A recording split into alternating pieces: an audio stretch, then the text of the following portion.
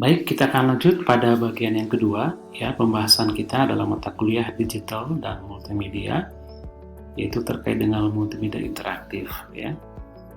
Nah, kita akan coba tinjau secara terminologis, ya. Apa sih multimedia interaktif itu, ya? Kita akan ambil salah satu rujukan dari Hofstadter. Dia mengatakan bahwa multimedia interaktif adalah pemanfaatan komputer untuk membuat dan menggabungkan teks, grafik, audio, gambar bergerak atau motion graphic, di dalamnya ada video dan animasi, dengan menggabungkan link dan tools yang memungkinkan pemakai untuk melakukan navigasi, berinteraksi, berkreasi, dan juga berkomunikasi. Jadi, seperti yang sudah dibahas sebelumnya, multimedia interaktif itu paling tidak harus memenuhi elemen-elemen tadi, teks, kemudian grafik, audio, dan gambar, plus ditambah juga dengan adanya link dan tools yang memungkinkan ya pemakai untuk melakukan navigasi, pencarian, penelusuran, gitu ya. Kemudian juga bisa berinteraksi. Ada timbal balik antara misalnya program komputer dengan si pengguna, dengan user. Bahkan lebih jauh, pembelajaran berbasis komputer ini atau multimedia interaktif ini seyogianya harus bisa memfasilitasi user untuk bisa berkreasi, bahkan bisa berkomunikasi ya secara lebih interaktif. Ini barangkali pengertian yang umum yang kita juga coba ambil dari salah satu sumber Hofstadter tentang apa itu multimedia interaktif. Mudah-mudahan ini menjadi pijakan Anda ketika nanti akan mengembangkan produk dari multimedia interaktif ini.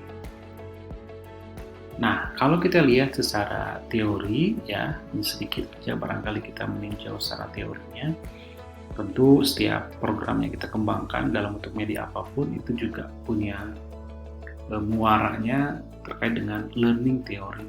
Sebenarnya, pada awalnya, pembelajaran interaktif ini sebenarnya sumber teorinya adalah teori behavioristik yang mengatakan bahwa pembelajaran akan terjadi, hasil belajar akan terjadi apabila siswa diberikan perlakuan, diberikan treatment sesuai dengan apa yang diharapkan oleh si pengembangnya. Jadi yang bisa menentukan terhadap keberhasilan belajar dalam teori behavioristik itu adalah faktor lingkungan. Di antaranya ada stimulus respons. Bagaimana program itu membuat berbagai macam bentuk stimulus-stimulus supaya nanti pengguna bisa merespon terhadap stimulus yang sudah diberikan di dalam program tersebut. Ya. Salah satu contoh produk yang dulu pernah dikembangkan oleh B.F. Skinner itu yang disebut dengan teaching machine. Ya, dulu ketika saya belajar tahun 96 ada mata kuliah multimedia interaktif itu ada yang disebut dengan namanya programs instruction, bahkan dulu masih dalam bentuk sifatnya cetak gitu ya. Nah, oleh karena itu maka sebenarnya pada awalnya memang computer based instruction, computer assisted instruction dan multimedia interaktif juga awalnya sumbernya dari teori behavioristik. Meskipun sekarang ini sebenarnya sudah tidak lagi seperti itu. Kenapa? Karena memang sekarang musimnya adalah eklektik, penggabungan dari berbagai macam teori. Artinya kalau kemudian orang menggunakan CBI, orang menggunakan misalnya tutorial intelligence system, itu sudah kolaborasi antara behavioristik sama kognitif, juga termasuk di dalamnya ada konstruktivisme gitu ya. Itu barangkali sedikit kita bicara teorinya. Nah, kemudian apa sih sebenarnya karakteristik atau keunggulan dari kalau kita menggunakan multimedia interaktif? Pertama, ini bisa meningkatkan interesting. Bagaimana ketertarikan siswa akan meningkat ya terhadap pelajaran dan juga memberikan variasi terhadap pola yang sifatnya konvensional. Anak akan lebih berminat, interestnya akan semakin meningkat ya ketika kita menggunakan pembelajaran berbasis multimedia, khususnya multimedia interaktif ini. Yang kedua adalah learning spirit. Jadi siswa itu semangat belajarnya juga akan meningkat. Terjadi ada lonjakan motivasi, ada dorongan yang kuat terus belajar. Kenapa? Karena memang multimedia interaktif ini sesuai dengan konteks zaman now, sesuai dengan karakteristik Gen X, sesuai juga dengan karakteristik alpha gen. Anak-anak yang sekarang udah sangat melek dengan pemanfaatan teknologinya. Ketika kita meng-create dalam bentuk multimedia interaktif, mereka sudah tidak lagi ada masalah, bahkan mereka akan terus belajar, bersemangat dalam belajarnya. Yang ketiga adalah flexibility learning. Artinya apa? Artinya kalau kita menggunakan pembelajaran interaktif ini dan kemudian kita berikan kepada siswa, maka mereka belajarnya bisa lebih fleksibel. Tidak perlu di dalam ruangan kelas, mereka bisa belajarnya di rumah, mereka belajarnya di luar sekalipun, di taman sekalipun, atau dimanapun. Yang penting ada aksesnya yang bisa mengoperasikan perangkat tersebut, apakah dengan menggunakan handphone, atau dengan menggunakan smartphone, ataupun tablet, ataupun juga menggunakan personal computer. Ya. Yang berikut adalah accommodative learning. Artinya apa? Artinya kalau kita tadi bicara tentang bahwa siswa itu punya paling tidak 3 modalitas belajar, kinestetik, auditif, kemudian ada visual, dengan program multimedia interaktif itu semuanya bisa terakomodir. Dan kalau kita lihat bahwa umumnya kelas kita, siswa kita, satu kelompok itu biasanya ada 3 kelompok.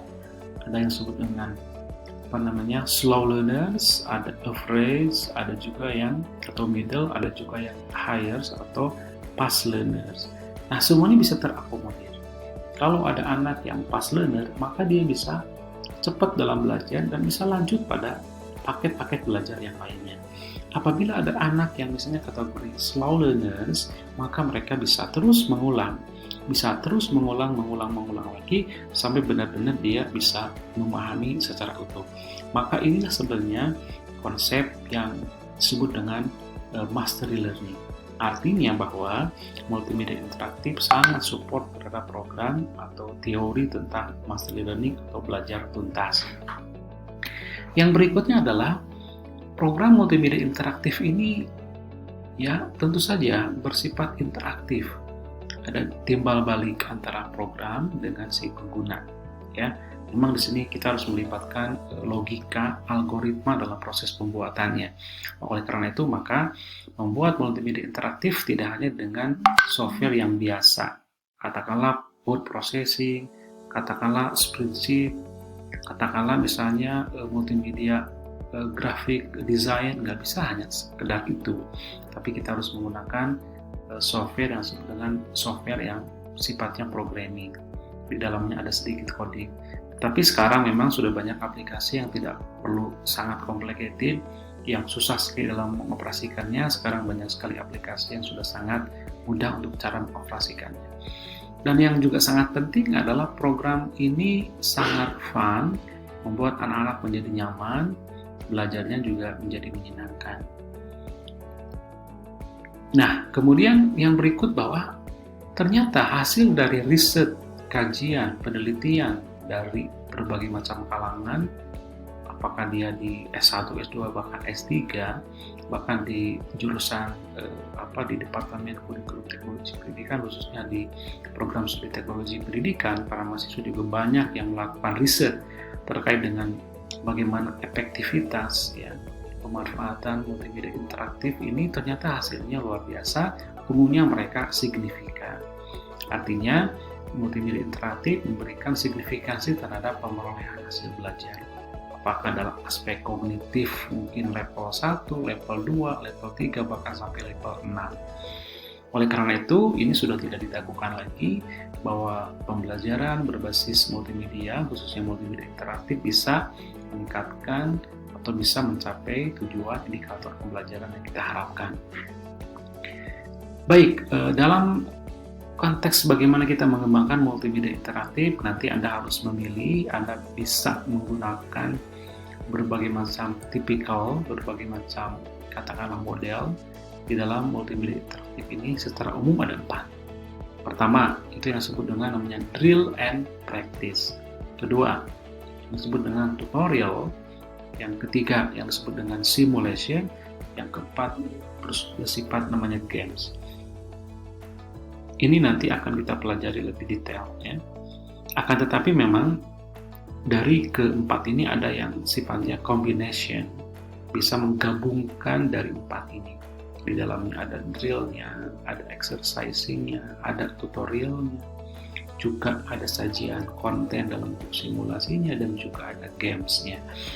Ada kecenderungan untuk para produsen multimedia interaktif itu ketika mengembangkan tidak satu mode, tapi multi mode. Artinya dia sudah menggabungkan keempat dari model multimedia interaktif yang ada.